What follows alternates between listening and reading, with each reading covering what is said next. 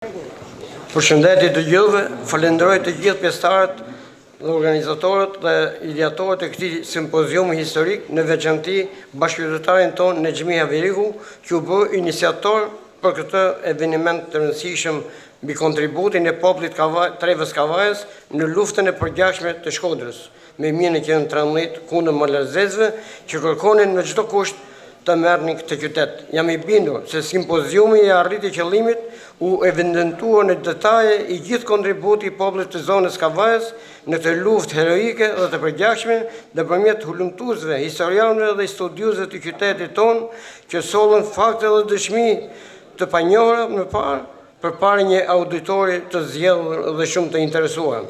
Shpresoj që ky simpozium nuk do të jetë i fundit, por do të pasohet edhe nga të tjerë të këtij niveli dhe rëndësie, sepse Kavaja ka shumë për të thënë.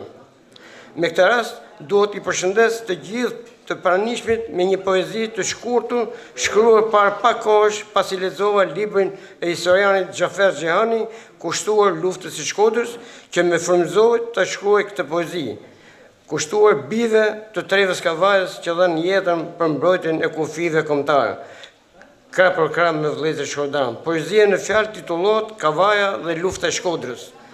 Kur Shqipnin e kanoste rreziku në vitet e saj më të vështira, pas pavarësisë u vërsul armiku për Shkodrën lindën martira.